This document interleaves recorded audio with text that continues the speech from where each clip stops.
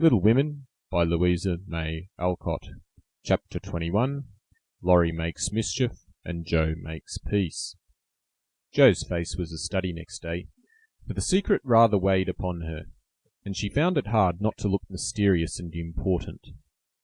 Meg observed it, but did not trouble herself to make inquiries, for she had learned that the best way to manage Joe was by the law of contraries, so she felt sure of being told everything if she did not ask. She was rather surprised, therefore, when the silence remained unbroken, and Joe assumed a patronizing air, which decidedly aggravated Meg, who in turn assumed an air of dignified reserve, and devoted herself to her mother.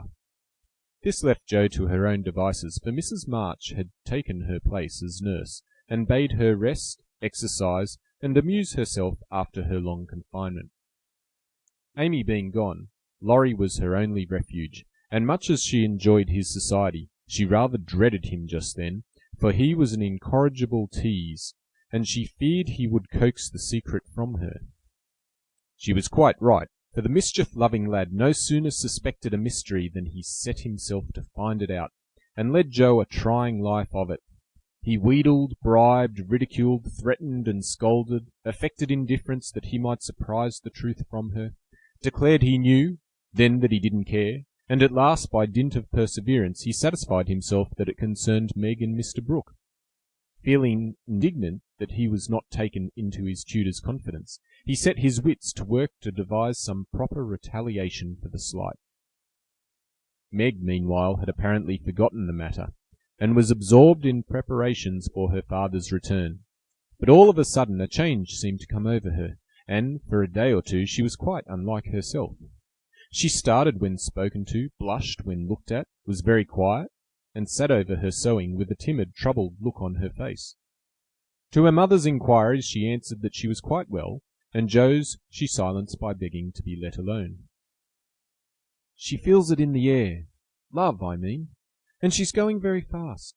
She's got most of the symptoms, is twittery and cross, doesn't eat, lies awake, and mopes in corners. I caught her singing that song he gave her, and once she said, "John," as you do, and then turned as red as a poppy. "Whatever shall we do?" said Joe, looking ready for any measures, however violent. "Nothing but wait.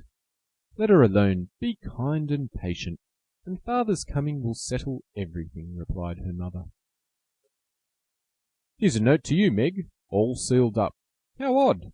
Teddy never seals mine," said Joe next day as she distributed the contents of the little post office. Mrs. March and Joe were deep in their own affairs, when a sound from Meg made them look up to see her staring at her note with a frightened face. "My child, what is it?" cried her mother, running to her, while Joe tried to take the paper which had done the mischief. "It's all a mistake. He didn't send it. Oh, Joe, how could you do it?" And Meg hid her face in her hands, crying as if her heart were quite broken. "Me? I've done nothing. What's she talking about?" cried Joe, bewildered. Meg's mild eyes kindled with anger as she pulled a crumpled note from her pocket and threw it at Joe, saying reproachfully, "You wrote it, and that bad boy helped you. How could you be so rude, so mean, and cruel to us both?" Joe hardly heard her, for she and her mother were reading the note, which was written in a peculiar hand. "My dearest Margaret, I can no longer restrain my passion, and must know my fate before I return. I dare not tell your parents yet, but I think they would consent if they knew that we adored one another. Mr. Lawrence will help me to some good place, and then, my sweet girl, you will make me happy. I implore you to say nothing to your family yet, but to send one word of hope through Laurie to your devoted John." Oh, the little villain! That's the way he meant to pay me for keeping my word to mother. "I'll give him a hearty scolding and bring him over to beg pardon," cried Joe, burning to execute immediate justice. But her mother held her back, saying with a look she seldom wore, "Stop, Joe, you must clear yourself first. You have played so many pranks that I am afraid you have had a hand in this." "On my word, mother, I haven't. I never saw that note before, and don't know anything about it, as true as I live," said Joe so earnestly that they believed her. "If I had taken part in it, I'd have done better than this, and have written a sensible note. I should think you'd have known Mr. Brooke wouldn't write such stuff as that," she added scornfully, tossing down the paper. It's like his writing," faltered Meg, comparing it with the note in her hand. "Oh, Meg, you didn't answer it," cried Mrs. March quickly. "Yes, I did," and Meg hid her face again, overcome with shame. "Here's a scrape. Do let me bring that wicked boy over to explain and be lectured. I can't rest till I get hold of him." And Joe made for the door again. "Hush. Let me handle this, for it is worse than I thought. Margaret, tell me the whole story," commanded Mrs. March, sitting down by Meg, yet keeping hold of Joe lest she should fly off. "I received the first letter from Laurie, who didn't look as if he knew anything about it," began Meg, without looking up. "I was worried at first and meant to tell you. Then I remembered how you liked Mr. Brooke, so I thought you wouldn't mind if I kept my little secret for a few days. I'm so silly that I like to think no one knew, and while I was deciding what to say, I felt like the girls in books, who have such things to do. Forgive me, Mother, I'm paid for my silliness now. I never can look him in the face again." "What did you say to him?" asked Mrs. March. "I only said I was too young to do anything about it yet, that I didn't wish to have secrets from you, and he must speak to Father. I was very grateful for his kindness, and would be his friend, but nothing more for a long while." Mrs. March smiled as if well pleased, and Joe clapped her hands, exclaiming with a laugh, "You are almost equal to Caroline Percy, who is a pattern of prudence. Tell on, Meg, what did he say to that?" "He writes in a different way entirely, telling me that he never sent any love letter at all, and is very sorry that my roguish sister Jo should take liberties with our names. It's very kind and respectful, but think how dreadful for me." Meg leaned against her mother, looking the image of despair, and Jo tramped about the room, calling Laurie names. All of a sudden she stopped, caught up the two notes, and after looking at them closely said decidedly, "I don't believe Brooke ever saw either of these letters. Teddy wrote both, and keeps yours to crow over me with because I wouldn't tell him my secret." "Don't have any secrets, Joe. Tell it to Mother, and keep out of trouble as I should have done," said Meg warningly. "Bless you, child, Mother told me." "That will do, Joe. I'll comfort Meg while you go and get Laurie. I shall sift the matter to the bottom and put a stop to such pranks at once." Away ran Joe, and Mrs. March gently told Meg Mr. Brooke's real feelings. "Now, dear, what are your own? Do you love him enough to wait till he can make a home for you, or will you keep yourself quite free for the present?" "I've been so scared and worried, I don't want to have anything to do with lovers for a long while, perhaps never," answered Meg petulantly. "If John doesn't know anything about this nonsense, don't tell him, and make Joe and Laurie hold their tongues. I won't be deceived and plagued and made a fool of. It's a shame." Seeing Meg's usually gentle temper was roused and her pride hurt by this mischievous joke, Mrs. March soothed her by promises of entire silence and great discretion for the future. The instant Laurie's step was heard in the hall, Meg fled into the study, and Mrs. March received the culprit alone. Joe had not told him why he was wanted, fearing he wouldn't come, but he knew the minute he saw Mrs. March's face, and stood twirling his hat with a guilty air, which convicted him at once. Joe was dismissed, but chose to march up and down the hall like a sentinel, having some fear that the prisoner might bolt. The sound of voices in the parlour rose and fell for half an hour, but what happened during that interview the girls never knew. When they were called in, Laurie was standing by their mother with such a penitent face that Joe forgave him on the spot, but did not think it wise to betray the fact. Meg received his humble apology, and was much comforted by the assurance that Brooke knew nothing of the joke. "I'll never tell him to my dying day. Wild horses shan't drag it out of me. So you'll forgive me, Meg, and I'll do anything to show how out-and-out sorry I am," he added, looking very much ashamed of himself. "I'll try, but it was a very ungentlemanly thing to do. I didn't think you could be so sly and malicious, Laurie," replied Meg, trying to hide her maidenly confusion under a gravely reproachful air. "It was altogether abominable, and I don't deserve to be spoken to for a month. But you will, though, won't you?"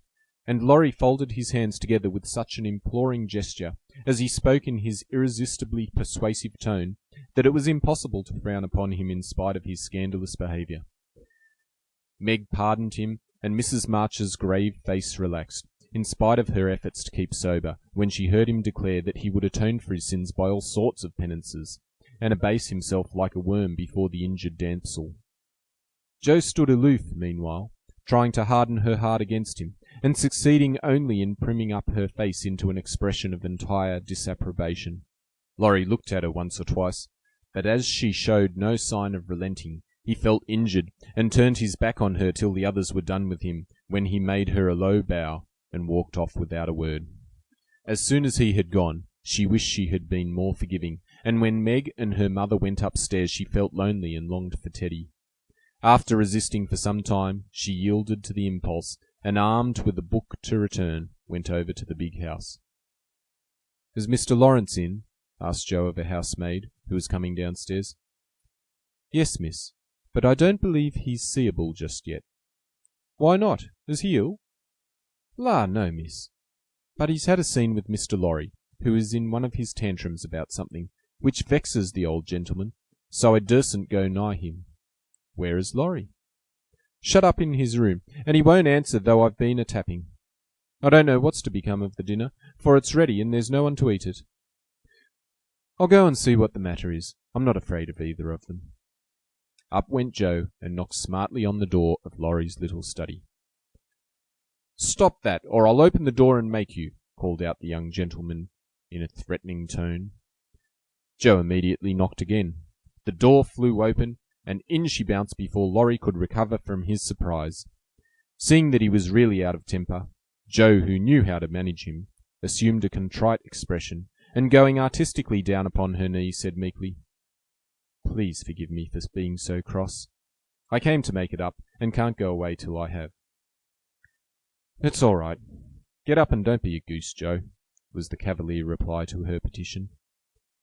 "Thank you, I will. Could I ask what's the matter? You don't look exactly easy in your mind."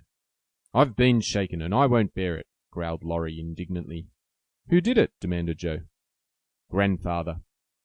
If it had been anyone else, I'd have—" And the injured youth finished his sentence by an energetic gesture of the right arm. "That's nothing. I often shake you, and you don't mind," said Jo soothingly. "Pooh, you're a girl, and it's fun. But I'll allow no man to shake me." "I don't think anyone would care to try it if you looked as much like a thundercloud as you do now. Why were you treated so?" "Just because I wouldn't say what your mother wanted me for. I'd promised not to tell, and of course I wasn't going to break my word." "Couldn't you satisfy your grandpa in any other way?" "No, he would have the truth, the whole truth, and nothing but the truth. I'd have told my part of the scrape if I could without bringing Meg in. As I couldn't, I held my tongue, and bore the scolding till the old gentleman collared me. Then I bolted for fear I should forget myself."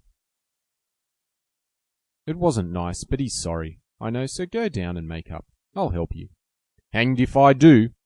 I'm not going to be lectured and pummeled by everyone just for a bit of a frolic. I was sorry about Meg and begged pardon like a man, but I won't do it again when I wasn't in the wrong." "He didn't know that." "He ought to trust me and not act as if I was a baby. It's no use, Jo. He's got to learn that I'm able to take care of myself and don't need anyone's apron string to hold on by." "What pepper pots you are," sighed Jo. "How do you mean to settle this affair?" "Well, he ought to beg pardon, and believe me when I say I can't tell him what the fuss is about." "Bless you, he won't do that." "I won't go down till he does." "Now, Teddy, be sensible. Let it pass, and I'll explain what I can. You can't stay here, so what's the use of being melodramatic?" "I don't intend to stay here long anyway. I'll slip off and take a journey somewhere, and when Grandpa misses me, he'll come round fast enough." "I dare say, but you ought not to go and worry him." "Don't preach. I'll go to Washington and see Brooke. It's gay there, and I'll enjoy myself after the troubles." "Oh, what fun you'd have. I wish I could run off too," said Jo, forgetting her part of mentor in lively visions of martial life at the capital. "Come on then, why not? You go and surprise your father, and I'll stir up old Brooke. It would be a glorious joke. Let's do it, Jo. We'll leave a letter saying we are all right, and trot off at once. I've got money enough. It will do you good and no harm as you go to your father." For a moment Jo looked as if she would agree, for wild as the plan was, it just suited her. She was tired of care and confinement, longed for change, and thoughts of her father blended temptingly with the novel charms of camps and hospitals, liberty and fun. Her eyes kindled as they turned wistfully towards the window, but they fell on the old house opposite, and she shook her head with sorrowful decision. If I was a boy, we'd run away together, and have a capital time. But as I'm a miserable girl, I must be proper and stop at home. Don't tempt me, Teddy. It's a crazy plan. That's the fun of it, began Laurie, who had got a wilful fit on him, and was possessed to break out of bounds in some way. Hold your tongue, cried Joe, covering her ears. Prunes and prisms are my doom, and I may as well make up my mind to it. I came here to moralise, not to hear things that make me skip to think of. I know Meg would wet blanket such a proposal, but I thought you had more spirit, began Laurie insinuatingly. Bad boy, be quiet. Sit down and think of your own sins. Don't go making me add to mine. If I get your grandpa to apologise for the shaking, will you give up running away? Asked Joe seriously. Yes, but you won't do it, answered Laurie, who wished to make up, but felt that his outraged dignity must be appeased first. If I can manage the young one, I can the old one, muttered Joe, as she walked away, leaving Laurie bent over a railroad map with his head propped up on both hands. Come in, said Mr. Lawrence's gruff voice, sounded gruffer than ever, as Joe tapped at his door. It's only me, sir, come to return a book, she said blandly, as she entered. Want any more? Asked the old gentleman, looking grim and vexed, but trying not to show it. Yes, please. I like old Sam so well, I think I'll try the second volume, returned Joe, hoping to propitiate him by accepting a second dose of Boswell's Johnson, as he had recommended that lively work. The shaggy eyebrows unbent a little as he rolled the steps towards the shelf where the Johnsonian literature was placed. Joe skipped up, and sitting on the top step, affected to be searching for her book, but was really wondering how best to introduce the dangerous object of her visit. Mr. Lawrence seemed to suspect that something was brewing in her mind, for after taking several brisk turns about the room, he faced round on her, speaking so abruptly that Rosella's tumbled face downward on the floor. What has that boy been about? Don't try to shield him. I know he has been in mischief by the way he acted when he came home. I can't get a word from him, and when I threatened to shake the truth out of him, he bolted upstairs and locked himself in his room. He did wrong, but we forgave him, and all promised not to say a word to anyone, began Joe reluctantly. That won't do. He shall not shelter himself behind a promise from you soft-hearted girls. If he's done anything amiss, he shall confess, beg pardon, and be punished. Out with it, Joe. I won't be kept in the dark. Mr. Lawrence looked so alarming and spoke so sharply that Joe would have gladly run away if she could. But she was perched aloft on the steps, and he stood at the foot, a lion in the path, so she had to stay and brave it out. Indeed, sir, I cannot tell. Mother forbade it. Laurie has confessed, asked pardon, and been punished quite enough. We don't keep silence to shield him, but someone else, and it will make more trouble if you interfere. Please don't. It was partly my fault, but it's all right now. So let's forget it and talk about the Rambler or something pleasant. Hang the Rambler! Come down and give me your word that this harum-scarum boy of mine hasn't done anything ungrateful or impertinent. If he has, after all your kindness to him, I'll thrash him with my own hands. Threat sounded awful, but did not alarm Joe, for she knew the irascible old gentleman would never lift a finger against his grandson, whatever he might say to the contrary. She obediently descended, and made as light of the prank as she could without betraying Meg or forgetting the truth. Well, if the boy held his tongue because he promised and not from obstinacy, I'll forgive him. He's a stubborn fellow and hard to manage, said Mr. Lawrence, rubbing up his hair till it looked as if he had been out in a gale, and smoothing the frown from his brow with an air of relief. So am I, but a kind word will govern me when all the king's horses and all the king's men couldn't, said Joe, trying to say a kind word for her friend, who seemed to get out of one scrape only to fall into another. You think I'm not kind to him, eh? Was the sharp answer. Oh, dear no, sir. You are rather too kind sometimes, and then just a trifle hasty when he tries your patience. Don't you think you are? Joe was determined to have it out now, and tried to look quite placid, though she quaked a little after her bold speech. To her great relief and surprise, the old gentleman only threw his spectacles onto the table with a rattle and exclaimed frankly, "You're right, girl, I am. I love the boy, but he tries my patience past bearing, and I know how it will end if we go on so. I'll tell you, he'll run away." Jo was sorry for that speech the minute it was made. She meant to warn him that Laurie would not bear much restraint, and hoped he would be more forbearing with the lad. Mr. Lawrence's ruddy face changed suddenly, and he sat down, with a troubled glance at the picture of a handsome man which hung over his table. It was Laurie's father, who had run away in his youth, and married against the imperious old man's will. Jo fancied he remembered and regretted the past, and she wished she had held her tongue. "He won't do it unless he is very much worried, and only threatens it sometimes when he gets tired of studying. I often think I should like to, especially since my hair was cut. So if you ever miss us, you may advertise for 2 boys, and look among the ships bound for India." She laughed as she spoke, and Mr. Lawrence looked relieved, evidently taking the whole as a joke. "You hussy, how dare you talk in that way? Where's your respect for me and your proper bringing up? Bless the boys and girls, what torments they are. Yet we can't do without them," he said, pinching her cheeks good-humouredly. "Go and bring that boy down to his dinner. Tell him it's all right, and advise him not to put on tragedy airs with his grandfather. I won't bear it." "He won't come, sir. He feels badly because you didn't believe him when he said he couldn't tell. I think the shaking hurt his feelings very much." Jo tried to look pathetic, but must have failed, for Mr. Lawrence began to laugh, and she knew the day was won. "I'm sorry for that, and ought to thank him for not shaking me, I suppose. What the dickens does a fellow expect?" And the old gentleman looked a trifle ashamed of his own testiness. "If I were you, I'd write him an apology, sir. He says he won't come down till he has one, and talks about Washington, and goes on in an absurd way. A formal apology will make him see how foolish he is, and bring him down quite amiable. Try it. He likes fun, and this way is better than talking. I'll carry it up and teach him his duty." Mr. Lawrence gave her a sharp look, and put on his spectacles, saying slowly, "You're a sly puss. But I don't mind being managed by you and Beth.